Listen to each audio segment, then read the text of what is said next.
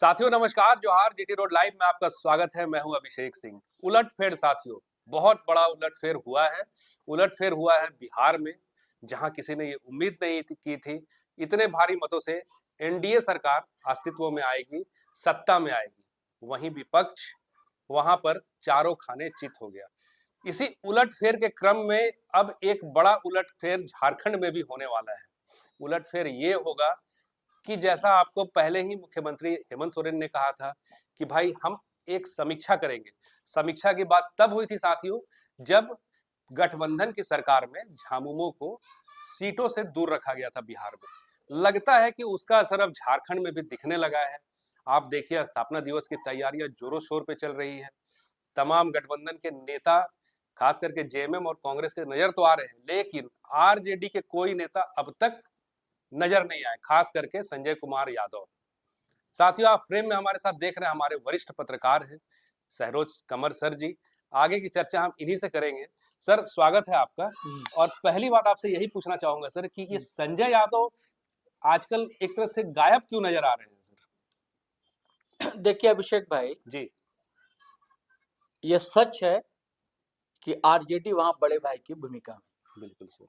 अब नहीं है भले, लेकिन फिर भी जी 22 सीट भी आई है। जी और आपने सही कहा कि सुपड़ा साफ हो गया। जी मतलब ऐसी अपेक्षा किसी को नहीं थी। कोई भी राजनीतिक पंडित, हम जैसे पत्रकार, आप भी बिहार गए, मैं भी बिहार गया, जमीन पर ऐसा कुछ दिख नहीं रहा था। जी ये दिख रहा था कि नीतीश कुमार की वापसी हो सकती है, जदयू की सीटें बढ़ेंगी।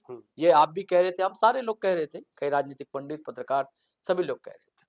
लेकिन जैसा हुआ सर, ये लहर ऊपर ऊपर लहर नहीं आ एकदम रहा था। पता ही नहीं चल रहा था। जी हम लोग समझ नहीं पाए जी क्या कारण रहा। जी इस पर एक अलग से वीडियो हम लोग करेंगे जी कि क्या कारण रहे और क्या कमी रही, और भाजपा की क्या तैयारी थी और जदयू की क्या तैयारी थी। हाँ, तो मैं कह रहा था बड़े भाई की भूमिका में आरजेडी वहां, और यहाँ जेएमएम बड़े भाई की भूमिका में। यह हमेशा हेमंत सोरेन और जेएमएम ने बड़े भाई की भूमिका निभाई। जी जब आरजेडी के एकमात्र विधायक थे सत्यानंद भोक्ता, उनको भी मंत्री बनाया। जी दूसरी बार भी आधा दर्जन से अधिक सीटें दी। संजय यादव आज मंत्री है। संजय यादव को यह तो चिंता रही कि मेरा बेटा कहलगांव से चुनाव लड़ ले, रजनीश यादव। ये चिंता नहीं रही, या उनको या इरफान अंसारी जो हमेशा हनुमान बने फिरते हैं हेमंत सोरेन के, कांग्रेस के हैं ना भाई, कि प्रेशर डालते कि वहां भी जेएमएम को सीट मिले। अब भाजपा को देखिए ना, हर छोटा छोटा पॉकेट है, जोड़ती है भाजपा उसको। आदिवासी का 9% वोट है वहां पर, कहा बिहार में। हाँ ठीक है कि जेएमएम सीट जीतता नहीं, लेकिन आपका वो प्लस होता कि नहीं। जी आपने 2.5% वाले सहनी साहब को कैसे जोड़ा, 9% वाले को आपने छोड़ दिया। कटिहार में है, पूर्णिया में आदिवासी हैं, जो झारखंड से लगे हुए इलाके हैं वहां आदिवासी है, चकई है, तारापुर है, बहुत से इलाके हैं, कटोरिया है, डेढ़ों है इलाके हैं। पहले कहा कि हाँ हाँ दी जाएगी। बीच में हेमंत सोरेन गए भी, जो वोट अधिकार यात्रा थी, समापन में भी गए, बात चल रही थी फोन पर भी। यहाँ से सुदीप कुमार सोनू गए, एक और विनोद पांडे गए थे, बात नहीं बनी। फिर यह तय हुआ कि जेएमएम अकेले लड़ेगा, लेकिन अकेले जेएमएम नहीं लड़ा।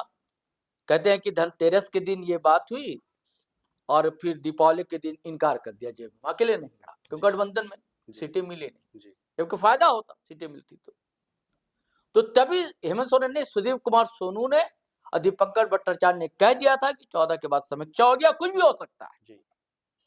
और अभी भी दीपंकर भट्टाचार्य ने जो ये घाटशिला के परिणाम के बाद पीसी किए, उसमें इशारों में ये बातें बताई।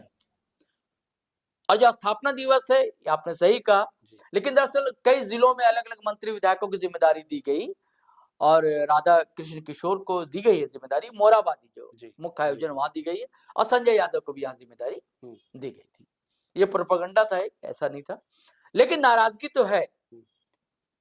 क्योंकि मैंने एक वीडियो बनाया था कि कौन बेवफा हो गया, किसी ने बेवफाई की, पांडे यादव ने ये बातें कही थी। तो अब तो ये तय है संजय भाई कि उसका असर यहाँ होना है। हम लोगों ने पहले भी कहा था कि अगर वहां मान लीजिए इंडिया अलायंस की सरकार बनती है, तब तो बात हो सकता है कि बन जाए, लेकिन अगर वहां इंडिया की गवर्नमेंट बनती है तो यहाँ तो परिवर्तन तय है। और अभी तुरंत तय नहीं कि ये भाजपा के साथ जाएंगे, लेकिन आरजेडी का आउट होना ये तो तय है, जी आरजेडी को बाहर जाना पड़ेगा।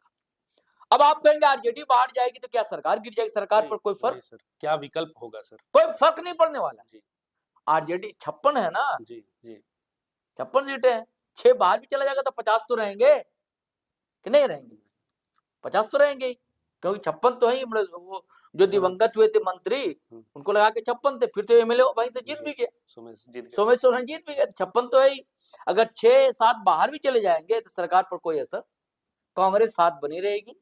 कांग्रेस जाएगी तो कहा क्या करेगी? बस सत्ता की मलाई लेना किसको पसंद नहीं है?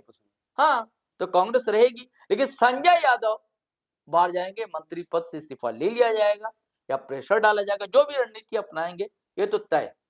जी, क्या तरीका होगा सर? मतलब अगला कदम किस तरह से रखेगी जेएमएम, आपको क्या लगता है? समीक्षा बैठक होगी, वो तो कहा कि समीक्षा लेंगे, वहां निर्णय लिया जाएगा, उसके बाद शोकॉज होगा आरजेडी को। नाराजगी तो कांग्रेस के साथ भी होगी, क्योंकि गठबंधन की बात है। और आप देखिए ना, इरफान अंसारी भी थे बिहार में। हाँ, मैंने कहा कि इरफान अंसारी भी तो प्रेशर डाल सकते थे, उन्होंने भी आवाज नहीं, ना जेएमएम के किसी भी विधायक या मंत्री ने आवाज उठाई। तो नाराजगी कांग्रेस पे भी तो होगी। हाँ, नहीं, ऐसा नहीं मैंने बताया कांग्रेस से है नाराजगी ना, लेकिन कांग्रेस के पास कोई विकल्प नहीं है ना। सत्ता के साथ कौन जुड़ा रहना नहीं चाहता है जी। और जेएमएम भी नहीं चाहेगा कि कांग्रेस को अलग करना, फिर सरकार गिर जाएगी। फिर आप कहेंगे भाजपा के साथ बना सकती है, लेकिन तुरंत ऐसा नहीं निर्णय लेंगे। ये एंगल आपको नजर नहीं आता आने वाले समय में? हाँ, कि भाजपा के साथ हेमंत आगे बढ़े? हाँ, हो सकता है, लेकिन अभी नहीं, तुरंत नहीं। से गुरुजी हाँ, तुरंत नहीं, लेकिन वो तो मैंने पहले हम लोग वीडियो चर्चा की है कि जब बीमार थे दिल्ली में तो कैसे भाजपा लोगों का आना जाना, हाँ, संजय सेठ हो जी, सभी लोग, सारे लीडर जितने हैं सबका आना जाना। उसके बाद जो देहावसान हुआ, अंत्येष्टि में कितने लोगों का, राजनाथ सिंह भी पहुंचे। और उसके बाद जो एक डीजीपी को लेकर मामला अनुराग गुप्ता को लेकर चल रहा था, उसको लेकर नाराजगी थी। बाबूलाल लगातार उठा रहे थे मुद्दे को कि भाई यहाँ के वहाँ क्या काले के साफ स्पष्टीकरण दिया उन्होंने आकर संजय यादव ने कि भाई यहीं के वोटिंग का है वो फोटो जो है। लेकिन बात तो फैल गई ना, सोशल साइट का, मीडिया का जमाना आजकल। अब आप स्पष्टीकरण देते रहिए, आपका स्पष्टीकरण कितने लोग के बीच पहुंचेगा, वो बात तो फैल गई। जो है कि जो आपने कहा ना भाजपा के होगा, समय आने दीजिए, समय आने, धीरे धीरे चीजें। अब कांग्रेस के साथ कैसी ट्यूनिंग रहती है दोनों की, ये देखने की बात होगी जी। हाँ, कांग्रेस अगर प्रेशर पॉलिटिक्स करेंगे तो फिर तो उनको ही बाहर का रास्ता दिखा दिया जाएगा। एक विकल्प तो खुला है, विकल्प खुला हुआ ही है, जैसे नीतीश कुमार के सामने विकल्प खुला रहता है जी। तब वही स्थिति हो गई है हेमंत सोरेन की कि हम आप बिना हेमंत के यहाँ सरकार नहीं बन सकती। अब वहां भी देख लीजिए, बिहार में भी बिना नीतीश कुमार के सरकार नहीं बन सकती है। नीतीश कुमार अगर हट जाएंगे तो 117 ही रह जाएगा, 117 रह जाएगा तो कहां से सरकार बनाएंगे? तो यहाँ भी ऐसा ही है, यहाँ भी जरूरी भी मजबूरी भी हेमंत सोरेन जैसे कि बिहार में नीतीश कुमार, तो वैसी हैसियत यह हेमंत सोरेन ने अपनी बना लिया। अब आने वाले समय में देखिए क्या होता है। मैं हमेशा कहता हूँ ना कि राजनीति में असंभव कुछ नहीं होता। संजय यादव बाहर जाएंगे, मंत्री नहीं रहेंगे, आरजेडी सरकार में शामिल नहीं जी। तो साथियों, आपने सुना, निर्णायक तो है ही, निर्णायक नीतीश कुमार भी हैं बिहार में, और निश्चय ही निर्णायक हेमंत सोरेन भी है झारखंड में। आज्ञा दीजिए साथियों, नमस्कार। जय हिंद, जय भारत।